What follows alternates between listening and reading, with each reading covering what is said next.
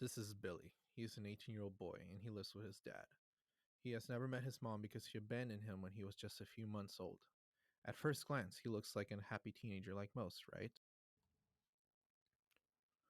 Billy's father has blamed him for the absence of their mother in their lives since the day she left. Billy has taken verbal abuse day in and day out for the past 17 years, and it is finally catching up with him. It is your fault that your mom left, and now I have to work two jobs in order to afford everything that we have. Dad, my mom had postpartum depression. How is that my fault? She was depressed and didn't get help, so she left. Maybe, if you stopped blaming me for a second, you'd see how depressed your comments make me feel.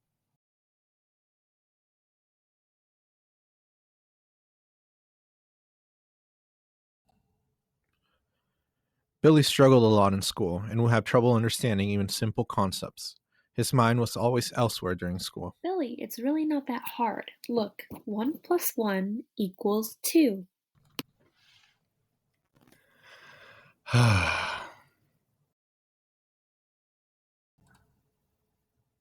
As Billy grew older, he began to isolate himself and stay in his room, avoiding talking to people. When he occasionally went to play sports in PE, people made fun of him because he was becoming socially awkward. Why is he such a loser? I don't know, but he's so dang weird.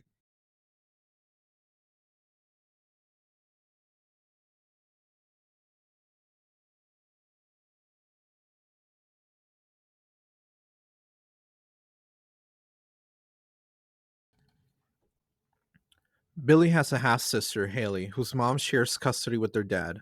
Haley felt they were always close, but lately she notices that Billy just wants to be in his room. She is worried about him and always tries to cheer him up in any way that she can. She is one of the few positives in his life. Hey, bro, let's go outside and play. I think I hear an ice cream truck. Your favorite. Nah, I don't feel like it. I'm just gonna play video games here. Leave me alone. So Haley took it upon herself to talk to a professional at her school who could help her with her brother. She consulted the school counselor. I don't know what's going on with him. I talk to him and he looks so sad all the time. I know my dad's hard on him and he gets bullied at school. He also doesn't want to play outside with me anymore, and he's always angry. Well, Haley, from what you are telling me, it sounds like your brother might have some emotional issues, maybe even be depressed. However, I'm not qualified to give professional advice. I urge you to tell your father to take him to see a psychologist or therapist. This might not seem like a big deal right now, but if it continues, it could get worse. That same day, Haley went home and tried to talk to her dad about taking Billy to see a therapist. She was hoping that her dad could see past their differences, but it did not go so well. Hey, Dad, I've noticed that Billy hasn't been himself lately. I know that he's always been a little quiet and sad, but lately he's being rude with even me. It's not like him, and I spoke to my school counselor about it, and he said to urge you to take Billy to the therapist to get evaluated. Maybe he's clinically depressed. Haley, I know you are young, so it might be hard for you to understand. Your brother's not depressed. He just knows that he's a disgrace and does nothing to help around the household. He doesn't clean or do anything. All he wants to do is stay up in his room, locked up like a recluse. Don't worry about him.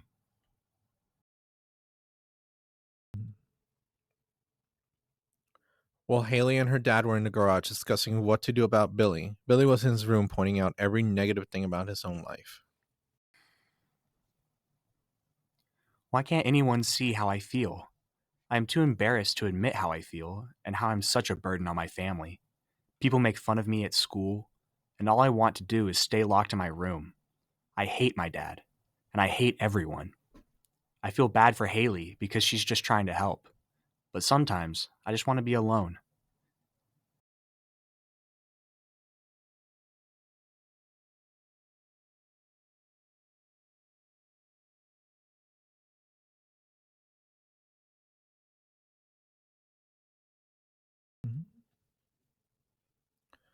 The next day, Billy's teacher asked Billy to stay after class to discuss some issues she has seen.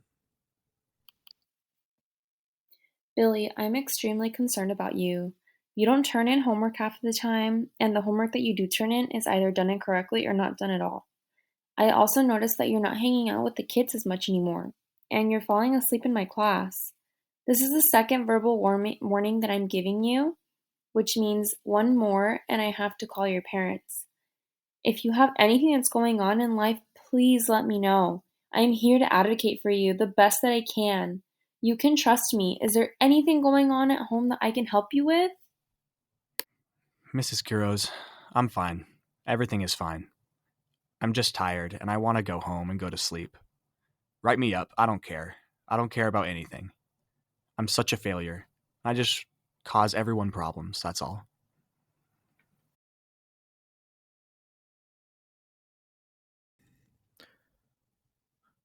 Later that day in the teacher's lounge, Miss Kiro saw Mr. Roberto and wanted to consult with him. Hey, Mr. Roberto. I have a student in class that I'm worried about. I spoke to him today about the way he's performing in my class, and he got really emotional and even a bit upset. He mentioned something about being a problem to everyone, and I wonder if he could come talk to you. Perhaps you could assess, then recommend an outside psychologist or therapist. I'm extremely concerned. I've never seen a student like this, and it's affecting him in school. There seem to be a lot of troubled young men in this school right now. But yes, you can most certainly send them over to my office during school tomorrow. I hope I can be of help.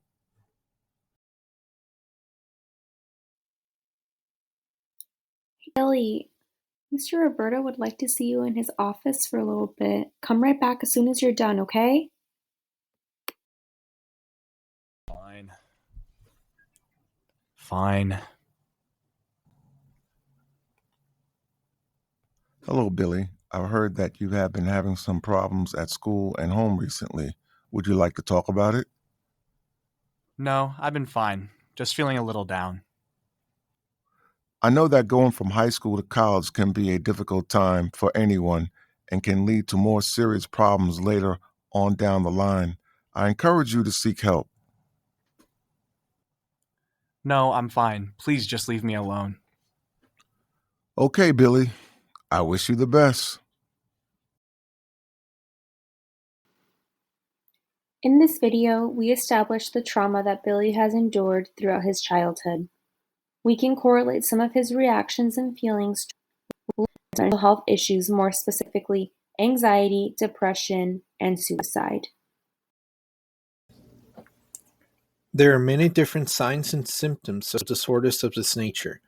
Social anxiety disorder, or SAD, is a condition where a person is phobic to social interaction. This might mean avoiding all situations where they might be embarrassed or feel as if they are being judged. This is a chronic condition that, if taken lightly, may lead to depression. Billy's mom is said to have postpartum depression. We briefly touched up on what that is and the many symptoms.